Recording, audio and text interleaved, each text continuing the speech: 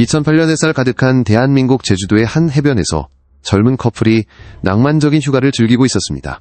그들의 웃음소리는 파도 소리와 어우러졌고 손에 든 디지털 카메라는 행복한 순간순간을 기록했습니다. 하지만 여자는 흔적도 없이 사라졌고 희망 없는 수색과 미궁에 빠진 사건만을 남겼습니다. 모든 것이 잊혀가는 듯했던 1년 후 한 어부가 우연히 바닷물에 부식된 낡은 카메라를 해변에서 발견합니다. 그 안에는 메모리 카드가 온전히 남아있었습니다. 그리고 그 안에 담긴 것은 행복한 휴가의 기억이 아닌 한 생명의 끔찍한 마지막 순간을 담은 침묵의 증거 모든 것을 바꿔놓을 소름 끼치는 진실이었습니다. 우리의 이야기는 재능과 열정으로 가득 찬 26세의 그래픽 디자이너 고유림을 중심으로 전개됩니다. 유림은 젊음과 생명의 화신이었습니다. 방 전체를 밝힐 수 있는 환한 미소 자유로운 예술가의 영혼 그리고 따뜻한 마음을 가졌습니다. 그녀는 서울의 평범한 가정에서 자랐고 우수한 학업 성적과 밝은 미래로 부모님의 자랑이었습니다. 동료들은 그녀의 창의성과 긍정적인 태도를 사랑했고 친구들은 위로와 나눔을 위해 항상 그녀를 찾았습니다.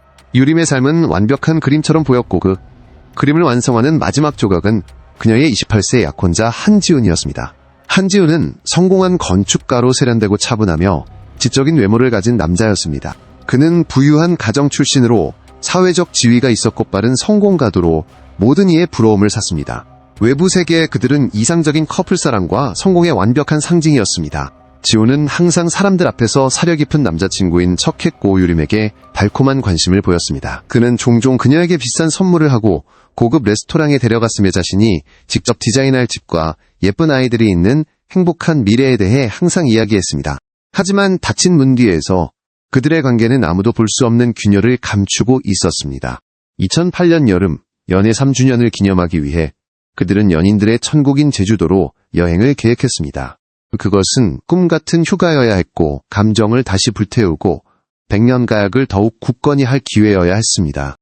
하지만 그 운명적인 여행은 악몽의 시작이 되었습니다. 휴가 셋째 날 한지훈은 고유림이 해변을 따라 혼자 산책하다가 실종되었다고 경찰에 황급히 신고했습니다. 대규모 수색이 시작되었지만 그들이 찾은 것은 바다의 침묵뿐이었습니다. 사건은 점차 미궁 속으로 빠져들었고 유림의 가족에게는 끝없는 고통을, 사회에는 큰 의문을 남겼습니다. 1년 후 잊혔던 그 카메라가 발견되었고 그 안의 사진들은 실제로 무슨 일이 일어났는지에 대한 이야기뿐만 아니라 완벽한 남자의 가면 뒤에 숨겨진 어두운 비밀한 마리의 괴물을 드러냈습니다. 이 비극을 이해하기 위해서는 2008년 당시의 한국 사회 배경을 이해해야 합니다. 이 시기는 1997년 아시아 금융위기 이후 국가가 강력한 발전 궤도에 오른 때였습니다. 경제는 폭발적으로 성장했고 물질, 지위회적인 이미지를 중시하는 새로운 중산층과 상류층이 생겨났습니다. 성공해야 한다는 완벽한 삶을 유지해야 한다는 압박감은 엄청났습니다. 유림과 지훈 같은 젊은 커플은 종종 성공하고 아름답고 행복한 새로운 세대의 상징으로 여겨졌습니다. 하지만 바로 그 배경 속에서 가정폭력이나 유해한 관계와 같은 사회 문제는 종종 화려한 외면 뒤에 철저히 숨겨졌습니다. 여성이 남자친구나 남편에게 학대당하는 사실을 털어놓는 것은 여전히 금기시되었고 집안의 치부를 드러내는 것으로 여겨졌습니다. 당시 경찰 또한 가정폭력 사건을 가볍게 여기는 경향이 있었고 이를 두 사람의 사적인 일로 간주하여 결과가 너무 심각해졌을 때만 개입했습니다. 바로 이 문화적 편견이 한지훈 같은 가해자가 처벌에 두려움 없이 자유롭게 행동할 수 있는 위험한 환경을 만들었고 고유림 같은 피해자는 자신의 관계 속에서 고립감과 무력감을 느끼게 했습니다. 운명적인 여행 이전 고유림의 삶은 밖에서 보기에는 평화롭고 꿈같은 나날의 연속이었습니다. 매일 아침 그녀는 서울의 작고 예쁜 아파트에서 일어나 직접 커피를 내리고 회사에 가기 전 몇 분간 새로운 디자인 아이디어를 스케치했습니다. 그녀의 일은 열정이었습니다. 그녀는 회사에서 떠오르는 스타 고상사의 신임을 받으며 중요한 프로젝트를 맡았습니다. 유림에게는 대학 시절부터 친한 친구들이 있었고 주말마다 모여 쇼핑을 하고 영화를 보고 삶의 모든 기쁨과 슬픔을 나누었습니다. 그런 모임에서 그녀는 항상 환한 미소로 한지훈에 대해 이야기하고 그가 준 선물을 자랑하며 그가 그려준 미래 계획을 이야기했습니다. 친구들에게 유림은 동화 속에서 살고 있었습니다. 하지만 그 당시에는 아무도 눈치채지 못한 작은 디테일비 정상적인 징후들이 있었습니다. 가끔 유림은 지훈이가 혼자 외출하는 것을 좋아하지 않는다는 이유로 약속을 막판에 취소했습니다. 때로는 지훈의 전화를 받은 후 그녀의 입가에서 미소가 갑자기 사라지고 그 자리에 스쳐 지나가는 불안한 표정이 자리 잡았습니다. 한 번은 절친한 친구인 박수진이 유림의 손목에서 희미한 멍 자국을 발견하고 캐물었지만 유림은 그저 웃으며 부주의하게 책상 모서리에 부딪혔다고 말했습니다. 수지는 무언가 잘못되었다고 느꼈지만 친구의 단호한 태도에 더 이상 묻지 못했습니다. 유림은 가족과도 매우 가까웠습니다. 그녀는 외동딸로 부모님의 지극한 사랑을 받았습니다. 그들은 지훈을 이상적인 사익감으로 여기며 매우 만족해했습니다. 하지만 유림의 어머니는 어머니의 직감으로 딸의 눈 속에 숨겨진 슬픔을 때때로 감지했습니다. 딸이 점점 야위고 웃음이 줄고 자주 피곤해 보이는 것을 느꼈습니다. 그녀가 물었지만 유림은 항상 업무 스트레스 때문이라고 대답했습니다. 그녀는 부모님을 걱정시키고 싶지 않았습니다. 그 완벽한 외면 뒤에 지훈은 병적인 통제광이었습니다. 그는 유림의 삶의 모든 측면을 통제했습니다. 그녀가 입는 옷만 나는 사람들 심지어 그녀의 생각까지도 그는 정기적으로 그녀의 휴대폰 이메일 메시지를 확인했습니다. 동료일 뿐인 남자친구조차도 그의 비이성적인 질투와 신랄한 비난의 빌미가 될 수 있었습니다. 처음에는 유림도 그것이 사랑의 표현이라고 그가 단지 자신을 너무 걱정해서 그런 것이라고 생각했습니다. 하지만 점차 그 통제는 정신적 폭력으로 그리고 신체적 폭력으로 변해갔습니다. 다툼은 점점 잦아졌고 그럴 때마다 지훈은 무릎을 꿇고 사과하며 울면서 변하겠다고 약속하고 그녀를 달래기 위해 비싼 선물을 주곤 했습니다. 유림은 사랑과 두려움 때문에 또다시 그를 용서했습니다. 그녀는 그가 변할 것이라고 자신의 사랑이 그를 바꿀 수 있을 것이라고 스스로를 설득했습니다. 친구들과 가족이 유림을 마지막으로 본 것은 그녀가 제주로 떠나기 전날 밤이었습니다. 그녀는 매우 행복해 보였고 휴가 계획에 대해 신나게 이야기했습니다. 그녀는 이것이 모든 오해를 풀고 다시 시작할 기회가 될 것이라고 말했습니다. 이 여행이 끝나면 모든 게 괜찮아질 거야. 그녀는 수진에게 그렇게 말했습니다. 하지만 이 평범한 모습 뒤에는 그녀의 삶을 삼킬 준비를 하며 끔찍한 폭풍이 조용히 다가오고 있었습니다. 운명의 그날은 제주도의 아름다운 아침처럼 시작되었습니다. 햇살은 따스했고 하늘은 맑았으며 바다에 짭짤한 공기가 가득했습니다. 나중에 발견된 카메라의 데이터에 따르면 아침에 유림과 지훈은 협재 해수욕장을 함께 거닐었습니다. 메모리 카드에 담긴 첫 사진들은 행복한 커플의 모습이었습니다. 유림은 환하게 웃으며 카메라 앞에서 장난스러운 포즈를 취했습니다. 지훈은 뒤에서 그녀를 껴안았고 그의 미소는 완벽해 보였습니다. 그들은 셀카를 찍고 서로를 찍어주었으며 다른 관광객에게 부탁해 함께 사진을 찍기도 했습니다. 이 사진들을 보아서는 아무도 곧 닥칠 비극을 상상할 수 없었습니다. 오전 11시 경그들은 해변을 떠나 유명한 해산물 식당에서 점심을 먹었습니다. 나중에 지훈의 신용카드 명세서가 이를 확인해 주었습니다. 종업원의 증언에 따르면 여자가 조금 생각에 잠긴 듯 보였지만 두 사람은 평범해 보였다고 합니다. 오후 2시 경그들은 차를 몰아 섬서쪽의 더 한적한 곳으로 향했습니다. 그곳은 웅장한 일몰 풍경으로 유명하지만 오후에는 꽤 조용한 수월봉 절벽 근처였습니다. 바로 이곳에서 비극적인 사건의 연쇄가 시작되었습니다. 카메라에 담긴 다음 사진들은 분위기가 뚜렷하게 변했음을 보여줍니다. 여전히 아름다운 바다와 하늘 풍경이었지만 유림의 입가에서 미소는 사라졌습니다. 그녀가 홀로 바위 위에 앉아 먼 바다를 바라보는 사진이 한 장 있었는데 그 눈빛에는 형언할 수 없는 슬픔이 담겨 있었습니다. 유림이 찍은 또 다른 사진에는 지훈이 등을 돌린 채 주머니에 손을 넣고 서 있는 긴장된 모습이 담겨 있었습니다. 말다툼이 있었던 것 같았습니다. 오후 4시 30분 경근처에서 하이킹을 하던 한 노부부가 그들을 보았습니다. 그들의 증언에 따르면 말다툼 소리를 들었지만 거리가 꽤 멀고 파도 소리 때문에 내용은 알아들을 수 없었다고 합니다. 그들은 남자가 매우 화가 나 보였고 여자는 울고 있었다고만 했습니다. 그들은 대수롭지 않게 여기고 계속 걸어갔습니다. 이것이 고유림이 살아있는 모습이 목격된 마지막 순간이었습니다. 여기서부터 모든 것이 기이하고 끔찍해졌고 그 이야기는 침묵하는 사진들을 통해 전해집니다. 다음 사진은 카메라의 타임스탬프에 따라 오후 4시 52분에 찍힌 유림의 셀카였습니다. 하지만 이것은 즐거운 사진이 아니었습니다. 그녀의 얼굴은 클로즈업 되어 있었고 눈물범벅이었으며 눈빛에는 공포와 절망이 가득했습니다. 그녀 뒤로 흐릿한 배경 속에 지훈의 그림자가 다가오는 것이 보였습니다. 오후 4시 53분에 찍힌 다음 사진은 몸싸움 중에 찍힌 듯한 흐릿한 사진이었습니다. 지훈의 팔 일부와 유림의 헝클어진 머리카락만 알아볼 수 있었습니다. 그리고 마지막 사진, 운명의 사진은 오후 4시 54분에 찍혔습니다. 기울어져 있고 구도가 엉망인 것으로 보아 카메라가 땅에 떨어져 우연히 이 순간을 포착한 것 같았습니다. 사진은 낮은 각도에서 위를 향해 찍혔습니다. 사진 속에는 한지훈이 서 있었고 그의 얼굴은 차갑고 무표정했습니다. 그의 발치에는 유림의 드레스 자락 일부와 모래 위에 힘없이 늘어진 그녀의 손이 보였습니다. 피는 없었지만 그 순간의 정적은 그 어떤 것보다 더 무서웠습니다. 그 후더 이상의 사진은 없었습니다. 저녁 6시경 한지우는 혼자 차를 몰고 호텔로 돌아왔습니다. 호텔 직원은 그가 평온한 얼굴로 들어오는 것을 보았습니다. 그리고 마지막 사진이 찍힌 지 4시간이 훌쩍 지난 밤 9시가 되어서야 한지우는 경찰에 전화를 걸어 당황한 목소리로 약혼녀가 실종되었다고 신고했습니다. 비보를 접한 유림 가족의 반응은 완전한 붕괴였습니다. 그녀의 부모님은 그날 밤 즉시 제주로 날아왔다. 그들의 마음은 걱정과 공포로 산산조각 났습니다. 그들은 사랑하는 딸이 그렇게 미스터리하게 사라질 수 있다는 사실을 믿을 수 없었습니다. 제주 지방경찰서에 접수된 첫 번째 신고 전화는 밤 9시 7분으로 기록되었습니다. 한지우는 통화에서 매우 설득력 있는 이야기를 했습니다.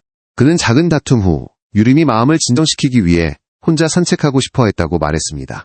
그는 차에서 기다렸지만 아무리 기다려도 그녀가 돌아오지 않았다고 했습니다. 그는 사방을 찾아다녔지만 찾을 수 없었고 그녀의 전화도 연결되지 않았다고 했습니다. 그의 목소리는 걱정과 후회로 가득 차 있어 당직 경찰관은 조금도 의심하지 않았습니다. 서귀포 경찰서의 수사팀이 사건을 배정받았습니다. 팀장은 베테랑 경찰인 최민식 경이었습니다. 그날 밤 그들은 지훈과 함께 현장인 수월봉 절벽 지역으로 출동했습니다. 첫 수사 단계가 시작되었습니다. 손전등 불빛이 어두컴컴한 해변을 삽사시 훑었습니다. 그들은 지훈이 가리킨 곳 근처에서 유림의 스카프와 신발 한 짝이 몇 미터 간격으로 떨어져 있는 것을 발견했습니다. 지훈은 약혼녀의 소지품을 알아보고 오열했습니다. 그 모습에 경찰관들은 그의 이야기를 더욱 믿게 되었습니다. 수색은 밤새도록 계속되었지만 결과는 없었습니다. 다음 날 아침 해안 구조대와 잠수부를 포함한 인력이 증원되었습니다. 그들은 해변 한 뼘 한 뼘을 삽사시 뒤지고 깊은 물속으로 잠수했지만 유림은 마치 공기 속으로 사라진 것 같았습니다. 현장에서의 첫 발견은 많은 단서를 제공하지 못했습니다. 스카프와 신발 외에는 몸싸움의 흔적도 핏자국도 없었습니다. 모래사장의 발자국은 밀물과 썰물에 거의 다 지워져 있었습니다. 경찰은 처음에 유림이 산책 중에 발을 헛디뎌 바다에 빠졌거나 더 나쁘게는 다툼 후에 스스로 목숨을 끊었을 가능성을 제기했습니다. 비통한 남자친구 역할을 하던 한지우는 상세하고 합리적이며 모순 없는 진술을 했습니다. 그는 매우 협조적이었고 경찰이 요구하는 모든 정보를 제공했습니다. 하지만 최경희에게는 무언가 찜찜한 구석이 있었습니다. 눈물로 가려져 있었지만 지훈의 침착함은 너무나 완벽해 보였습니다. 하지만 그것은 속임수와 잔혹함으로 가득 찬 빙산의 일각에 불과했습니다. 심층 수사가 곧바로 시작되었지만 금세 난관에 부딪혔습니다. 수사관들은 유림을 마지막으로 본 노부부를 다시 신문했습니다. 그들은 말다툼에 대한 증언을 재확인했지만 지훈을 기소할 만한 추가적인 세부사항은 제공하지 못했습니다. 경찰은 호텔과 식당 직원들도 철저히 조사했습니다. 모두들 그 커플이 평범해 보였고 의심스러운 점은 없었다고 말했습니다. 최경희는 피해자의 과거와 지훈과의 관계를 깊이 파헤치기로 결정했습니다. 그는 팀을 서울로 보내 유림의 가족 친구 동료들과 이야기를 나누게 했습니다. 이때 한지훈의 진짜 모습에 대한 첫 번째 조각들이 드러나기 시작했습니다. 유림의 절친한 친구인 박수진은 경찰에게 갑작스러운 약속 취소 지훈의 통제적인 태도 그리고 그녀가 본 손목의 멍자국에 대해 이야기했습니다. 다른 동료는 한 번은 지훈이 회사까지 찾아와 유림이 남자 동료와 이야기했다는 이유만으로 큰 소리로 싸움을 벌였다고 폭로했습니다. 처음에는 지훈을 극찬했던 유림의 가족도 때때로 그가 딸에게 너무 가부장적이고 통제적이라고 느꼈다고 인정했습니다. 이러한 증언들은 한지훈에 대한 완전히 다른 그림을 그렸습니다. 그는 질투심 많고 독재적이며 폭력적인 성향을 가진 사람이었습니다. 경찰의 초기 이론인 사고나 자살은 흔들리기 시작했습니다. 그들은 지훈이 유림의 실종에 연루되었을 가능성을 의심하기 시작했습니다. 하지만 가장 큰 문제는 증거가 없다는 것이었습니다. 시신도 직접적인 목격자도 흉기도 없었습니다. 의심스럽긴 했지만 지훈의 진술에는 허점이 없었습니다. 그는 호텔에서 목격된 저녁 6시 후의 시간에 대한 알리바이가 있었습니다. 오후 5시에서 6시 사이의 시간은 공백이었지만 그는 그 시간 동안 차 안에서 유림을 기다리고 있었다고 주장했습니다. 경찰은 그의 차를 수색했지만 특이한 점을 발견하지 못했습니다. 사건은 교착 상태에 빠졌습니다. 언론과 대중의 압력은 점점 커졌습니다. 제주도에서 미스터리하게 실종된 아름다운 젊은 여성의 이야기는 신문 1면을 장식했습니다. 유림의 가족은 텔레비전에 출연하여 울면서 대중의 도움을 호소했습니다. 여론은 두 갈래로 나뉘었습니다. 한쪽은 지훈이 무죄이며 그 또한 피해자라고 믿었고 다른 쪽은 그가 제일 용의자라고 주장했습니다. 하지만 증거 없이는 수사가 더 이상 진행될 수 없었습니다. 몇 달이 지나고 사건은 점차 잊혀갔습니다. 한지우는 서울로 돌아가 건축가로서의 삶을 계속했습니다. 그는 여전히 슬픔에 잠긴 남자의 역할을 했지만 그의 삶은 계속되었습니다. 공식적인 수색은 중단되었습니다. 고유림 사건은 미해결 실종 사건 파일로 분류되었습니다. 그녀의 가족에게 그것은 끝없는 고문의 선고였습니다. 그들은 언젠가 딸이 돌아올 것이라는 희미한 희망 속에 살았습니다. 하지만 시간은 흘러갔고 희망은 점차 사라졌습니다. 그리고 1년 후 우연한 발견이 모든 것을 뒤집고 깊은 바닷속에서 진실을 정의의 빛으로 끌어올릴 것이었습니다. 사건의 역사적인 전환점은 고유림이 실종된 지 정확히 1년 후인 2009년 8월의 어느 오후에 일어났습니다. 김동진이라는 이름의 한 늙은 어부가 수월봉 절벽에서 멀지 않은 제주 서쪽의 한적한 해변을 따라 파도에 밀려온 재활용 가능한 물건들을 찾고 있었습니다. 그것은 그가 수년간 해온 일이었습니다. 조개 껍데기와 해초 더미 사이에서 김씨는 갑자기 이상한 물체를 발견했습니다. 그것은 디지털 카메라였는데 플라스틱 외관은 소금물과 모래 때문에 긁히고 색이 바래 있었습니다.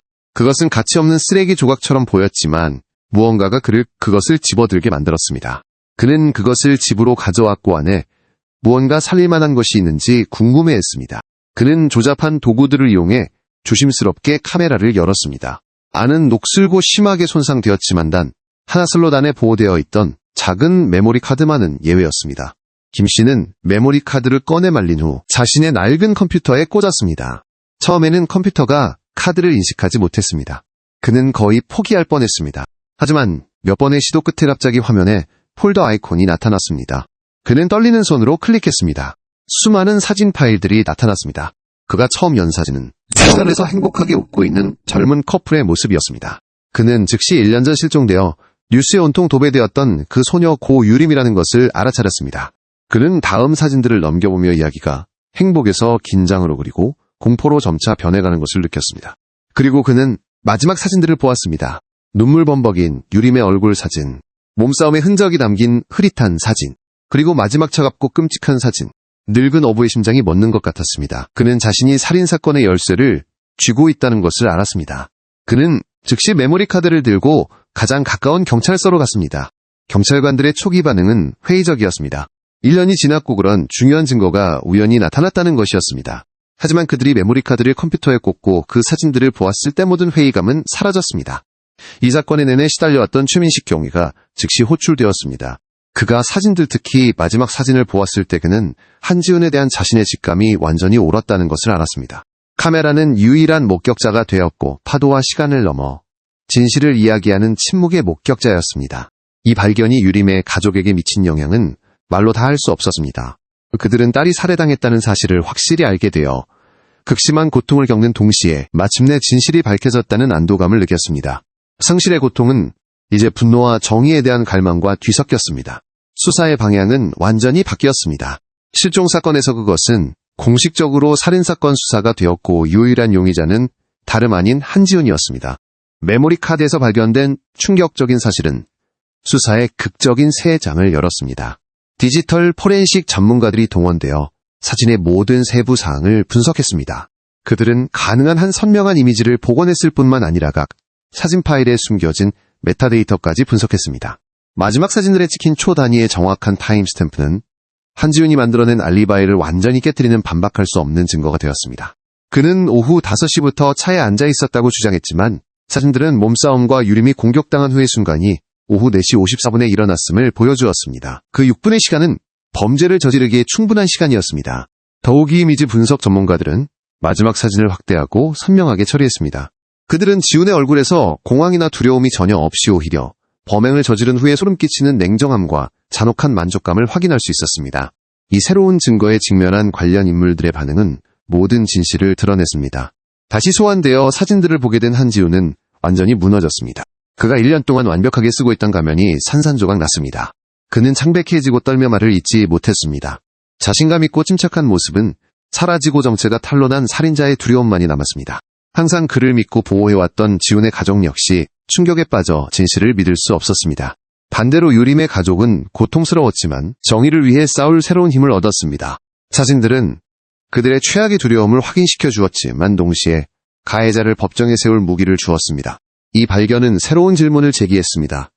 고유림의 시신은 어디에 있는 가지훈은 몇 시간의 강도 높은 신문과 반박할 수 없는 증거 앞에서 마침내 자백했습니다. 그는 분노에 휩싸여 유림의 목을 졸라 죽인 후그녀의 시신을 바다로 끌고 가 물에 빠뜨렸다고 진술했습니다. 그는 조수가 그녀를 영원히 휩쓸어가고 자신의 범죄가 결코 발견되지 않기를 바랐습니다. 지훈의 자백으로 새로운 수사 단계가 긴급하게 진행되었습니다. 이번에는 지훈이 지목한 해역에 집중하여 대규모 수색이 다시 시작되었습니다. 해양학의 조류 모델을 기반으로 전문가들은 유해가 발견될 가능성이 가장 높은 지역을 특정했습니다. 며칠간의 수색 끝에 잠수팀은 마침내 산호초에 걸려있는 고유림의 유골을 해저에서 발견했습니다. 1년이 지나 어려움이 있었지만 부검 결과 사인은 질식사로 밝혀졌으며 이는 목을 졸랐다는 지훈의 진술과 일치했습니다. 이 사건은 다시 한번 여론과 언론을 뒤흔들었습니다. 동정심을 자아내던 남자친구에서 냉혈한 살인마가 된 한지훈의 이미지는 신문 이면을 장식했습니다. 대중은 그의 잔혹함과 거짓말에 극도의 분노를 표출했습니다. 사건에 대한 이론은 이제 명확해졌습니다. 경찰과 검찰이 제시한 유일하고도 주된 이론은 지훈이 질투와 통제불능의 분노 속에서 유림을 살해했다는 것이었습니다. 아마도 지훈의 병적인 통제에서 비롯된 그들의 말다툼은 극에 달했습니다.